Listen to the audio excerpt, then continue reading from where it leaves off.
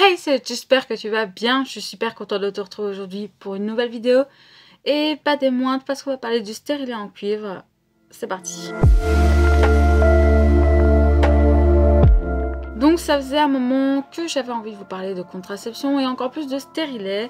Et encore plus particulièrement le stérilet en cuivre. Ça fait maintenant 1 an que je vis avec le stérilet en cuivre. Et j'avais vraiment envie de vous en parler, de vous mettre en garde. Et de toutes ces petites choses qui gravitent autour du stérilet. Voilà. Donc dans la première partie de cette vidéo, ce qu'on va faire, c'est que j'ai pris des notes chez des médecins, j'ai posé des questions. Et vraiment ici, j'ai toutes les notes à savoir de ce qui est très important. Et ensuite, je vous parlerai vraiment là de mon expérience à moi, ce que moi j'ai ressenti, comment je l'ai ressenti. Mais là j'avais d'abord envie de vous donner des chiffres, de vous expliquer ce qu'est un stérilet, d'avoir des informations venant de médecins. D'ailleurs il y a 2 sites que j'ai fortement utilisés, je les mettrai en barre d'infos. Ce sont des sites francophones, mais oui et non. Il y a un site pour la prévention belge et l'autre est pour la prévention française. J'ai été sur les deux pour voir s'il y avait un peu une différence, on ne sait-on jamais. Donc voilà. En premier lieu, le stérilet en cuivre, qu'est-ce que c'est?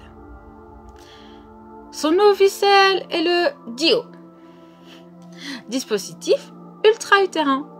Je sais, il a vraiment un nom de merde. C'est un moyen de contraception sans hormones. D'où le fait qu'on est tous prêts à passer par là. Il est sans hormones. Enfin, plus de pilules, plus de patch, plus d'implants, rien. Il est censé être sans hormones et donc, t'es censé être libre. Il fait plus ou moins 3 cm et il a la forme d'un thé. Je vous mets une photo juste ici. Moi, quand je l'ai vu pour la première fois, j'ai cru que j'allais tomber dans les pommes. Passons à des chiffres et ce que les médecins en disent. Il peut rester jusqu'à 5 ans à l'intérieur de l'utérus. Le cuivre qui le compose est spermicide, ce qui veut dire qu'il réduit la mobilité des spermatozoïdes. Et bien sûr, leur viabilité. Ils n'arriveront pas logiquement jusqu'à vos ovules. Ils seront morts bien avant. Voyons voir maintenant les avantages multiples. Les avantages sont multiples. Plus besoin d'un rappel quotidien. Il n'a en principe aucun effet secondaire. Il a en principe aucun effet secondaire sur le cycle menstruel. Voyons voir ça. Il n'a pas d'effet de rebond. Par exemple, un contraceptif classique peut provoquer un dérèglement hormonal, ce qui n'est pas le cas avec celui-ci. Très bien. Écoutez, très bien. Généralement, la pose du stérilet n'est pas agréable. Chez certaines personnes, cela peut provoquer des douleurs pendant la pause, mais aussi des heures, voire jours qui suivent. Surtout quand on essaye de le poser pendant les règles. Effectivement, il faut savoir que la pose du stérilet se fait pendant la période de règles, car votre utérus automatiquement est bien plus écarté et il est beaucoup plus facile d'aller poser le stérilet. Le stérilet rentre en vous et vient se clipser sur vous. Pour la douleur, je dirais que ça va d'un 4 pour certaines personnes à un 10 pour d'autres. Le stérilet provoque des règles plus importantes et douloureuses, surtout lors des premiers mois. L'inflammation provoquée par le stérilet provoque le surdéveloppement de la muqueuse utérine. Plus d'endomètre égale plus de sang à évacuer. J'espère que déjà là, quand je vous en parle, vous tiltez quelque chose. Déjà, on va bien voir. Attention que si tes règles sont très abondantes, tu peux faire de l'anémie, surtout si tu es très fatigué. Donc, tu vas voir quelqu'un, un médecin, peu importe, pour faire une prise de sang pour vérifier ton anémie. Vérifier que tu ne vas pas avoir besoin de manger du sang. Non, en tout cas, de te faire transfuser, c'est hyper important. Donc, n'hésite pas à aller voir un médecin. Si tu sens qu'il y a quelque chose qui ne va pas, beaucoup de fatigue, perte de cheveux, le bout de tes doigts qui deviennent un peu blancs, violacés, inquiète-toi, tu fais une anémie, va voir un médecin. C'est très important. Il y a des effets secondaires malgré tout. Je sais. Il y a malgré tout des effets secondaires au stérilet. Mais attention, ce n'est pas le stérilet qui provoque des effets secondaires, mais l'inflammation que crée le stérilet en étant en toi. Et cette inflammation, elle peut créer de l'acné. Il peut aussi y avoir d'autres effets d'inflammation, moins fréquentes, mais qui sont quand même possibles. Douleurs digestives, intolérance alimentaire, fatigue importante, infection urinaire, vaginale.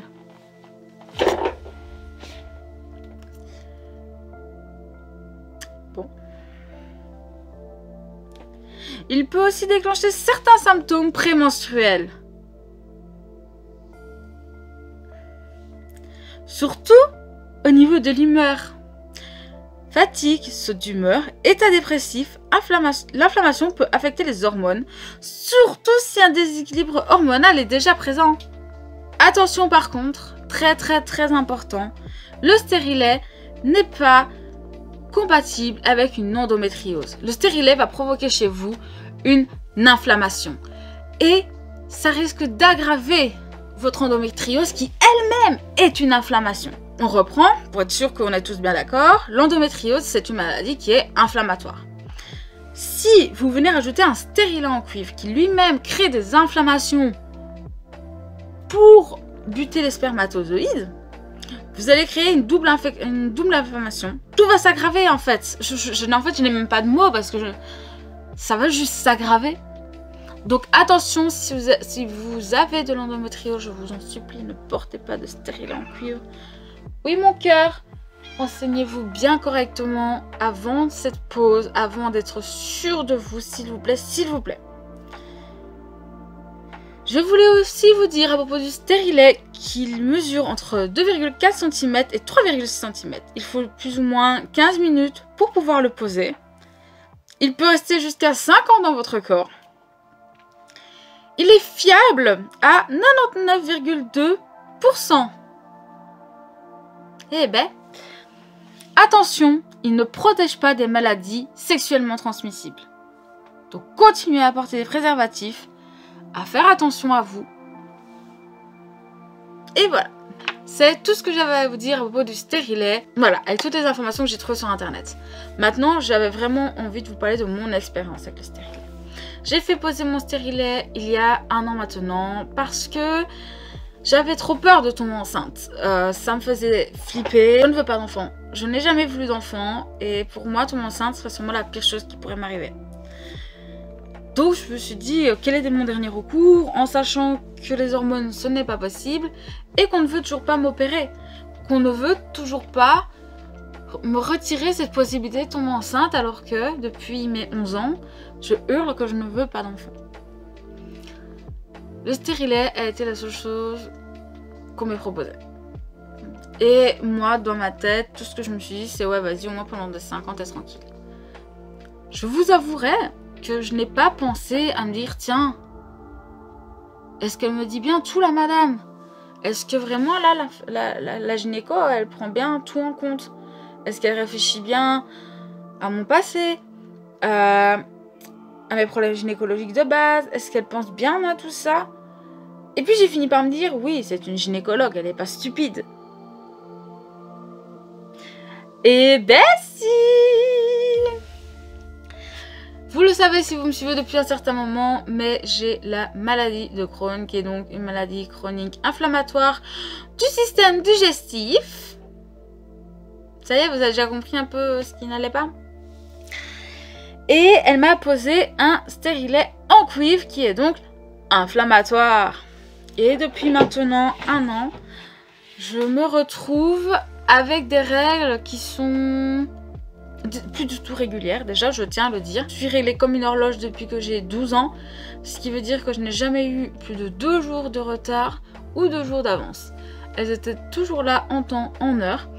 Aujourd'hui, ce n'est plus le cas. Je galère. Là, elles ont pris plus de 3 semaines à arriver. Ça m'a stressée, vous en doutez bien, parce que la peur de tomber enceinte est remontée d'un coup.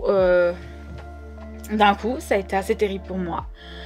Depuis des mois et des mois, mes règles n'ont aucun sens. Elles arrivent chaque fois en retard. Je me tape en fait des cycles de plus en plus longs. Au départ, mon cycle était de 28 jours. Aujourd'hui, un cycle est à 30 et des jours. Là, le maximum, c'est 47. Je crois que je suis arrivée à 47 jours. Alors, spoiler alert, c'est pas normal. Ce n'est pas normal. Je n'ai jamais eu de règles douloureuses. Je n'ai jamais eu aussi mal de toute ma vie depuis que je suis sous le stérilet. J'ai toujours eu des règles abondantes. Mais pas au point de devoir changer 5 tampons en une après-midi. Pas au point que mes culottes de règles ne servent plus à rien. Et que je suis obligée de les changer pire toutes les heures. Pour vous faire une idée, quand j'ai été à l'Artifoire avec mon compagnon, je venais de mettre mon tampon, mais qui est un ultra. On arrivait là-bas, donc 30 minutes de route. Je lui ai dit, putain, c'est déjà en train de couler. C'était déjà trop fort. J'étais déjà en train de tout perdre. C'est vraiment pas cool. C'est vraiment un enfer. Je ne vous souhaite pas. Je le souhaite vraiment à personne. Parce que c'est vraiment pas cool. Et ça fait mal en plus. Parce que niveau douleur, ça on n'en parle pas. Mais les douleurs sont juste atroces. Je crois que je n'ai jamais autant souffert pour mes règles depuis que je suis réglée. Pour moi, avoir mis le stérilet a été la pire décision de ma vie. Je pensais prendre la meilleure décision en me disant il n'y a plus d'hormones, il n'y a plus rien. Et finalement, ah ouais, je n'ai pas d'hormones, mais vu tous les effets finalement qu'il a en mode prémenstruel ou des choses comme ça, c'est comme si je prenais le stérilet. Parce que oui, certes, il ne fait pas prendre de poids par les hormones qu'il possède, mais au vu de ce qu'il fait vivre psychologiquement à mon cerveau, c'est pareil. N'est pas efficace à 99,2%. J'ai vu des amies tomber enceintes alors qu'elles avaient le stérilet. Je sais pas. Je vais pas vous mentir qu'aujourd'hui, ça fait plus ou moins 1 an que je le porte. Ça fait plus d'1 an. Je l'ai mis le 4 juillet. 1 an que je le porte. Et là, j'ai rendez-vous le 12 novembre pour faire une demande de retrait. Parce que je souffre, parce que mon corps souffre, parce que il s'est passé des choses dans ma vie dernièrement qui me font réfléchir sur le fait que non, le stérilet ne me convient pas, il faut que ça jarte. Je vais continuer à me battre pour qu'on m'offre la possibilité de me faire opérer définitivement et je ne puisse pas avoir d'enfant. Je ne veux pas d'enfant, je n'en voudrais jamais. Si par malheur un jour je souhaite avoir un enfant, sachez que je ne voudrais pas en faire un. Parce que il y a des centaines de milliers d'enfants abandonnés dans le monde. Avant de vouloir repeupler, utilisez cela, en fait. Parce que bon, quand même, oui, mais vous savez, il faut repeupler. Bah écoute, au lieu de vouloir repeupler, tu adoptes tous les enfants qui sont en orphelinat et qui, à la fin de l'orphelinat, seront jetés dehors, qui deviendront des délinquants, des ci, des là. Justement, tu les adoptes, tu les éduques correctement. Ils pourront peut-être avoir un boulot, machin, et avoir une belle vie. Et en fait, faire tourner le système, hein. Que de les laisser là comme ça, et de jusqu'à la fin de leur vie, leur payer tant bien que mal un peu 5 € de bouffe par-ci, par-là, et qui ne feront jamais tourner la vie. Non, je pense que clairement enfanter n'est pas la meilleure décision à prendre. Je pense qu'il y en a des beaucoup plus fortes, beaucoup plus importantes. Moi, mon choix est fait. Je ne veux pas d'enfant, je n'en voudrais jamais. Et si un jour, putain, malheur, je veux un enfant. Alors, déjà, si j'arrive à me dire je veux un enfant, c'est que une de mes meilleures potes est morte et qu'elle laisse son enfant. Et que donc là, je dirais, ok, je l'adopte cet enfant, je vais lui donner la meilleure vie qu'il aurait pu avoir avec sa mère. Ou alors que, bah, je sais pas, ouais, on m'a tombé sur le crâne, mais même si on m'a tombé sur le crâne et que j'ai envie un peu, potentiellement d'un jour d'avoir un enfant, désolée, j'adopterai un enfant. Moi, je ne ferai pas un enfant. Moi, je commence à en avoir marre de l'humain qui est tellement égoïste et tourné sur sa personne de je veux enfanter mon enfant, je veux que ce soit mes gènes, je veux que nanana, mais ferme ta gueule. Nous, on aimerait que tu sois mort, c'est pas pour autant qu'on... Non, sachez que je trouve ça vraiment bête de vouloir absolument que ce soit votre progéniture alors que, bah, clairement, il y a tellement d'enfants à sauver. Et donc, si moi, je dois un jour avoir un enfant... J'adopterai un enfant. Moi, je veux pas vivre tout ça. Je suis complètement contre. J'en ai marre qu'on essaie de m'y forcer, surtout. Aujourd'hui, je rentre dans une nouvelle bataille pour enlever mon stérilet, car je viens de passer quand même 1 an de souffrance. 1 an de souffrance avec des douleurs où je ne pouvais plus marcher, où je perdais des litres et des litres de sang. Si je me mettais debout, par exemple dans ma douche, ça coulait tout seul. Vraiment, c'est comme je faisais pipi du sang. Ça coulait, ça coulait, ça coulait. Je vous laisse imaginer la première fois que vous voyez une telle abondance de sang, la tête que vous avez. Moi, ça m'a, sur le coup, traumatisée. Je savais pas quoi faire. Entre-temps, j'ai eu du retard de règles, tout le temps, constamment. Je faisais des anémies. J'avais beaucoup de retard à chaque fois dans mes règles. Ça a fini par me stresser. J'ai cru que j'étais enceinte. J'ai fait des tests de grossesse. Alors que ma phobie de devoir faire un test de grossesse.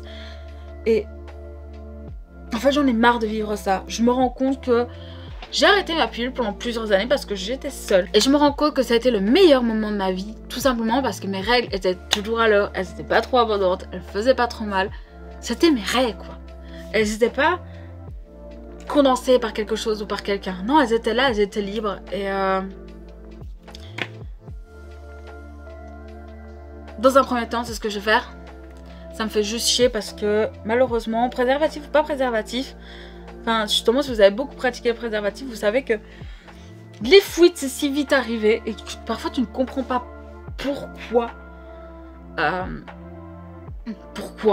Et moi malgré tout le préservatif c'est quelque chose qui me fait très peur. D'où le fait que même quand je prenais ma pilule, j'utilisais toujours un préservatif parce que j'étais pas sûre à 100% que ça fonctionnait.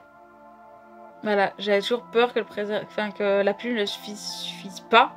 Quand j'utilisais uniquement le préservatif en tant que contraception, on va dire, j'étais jamais rassurée.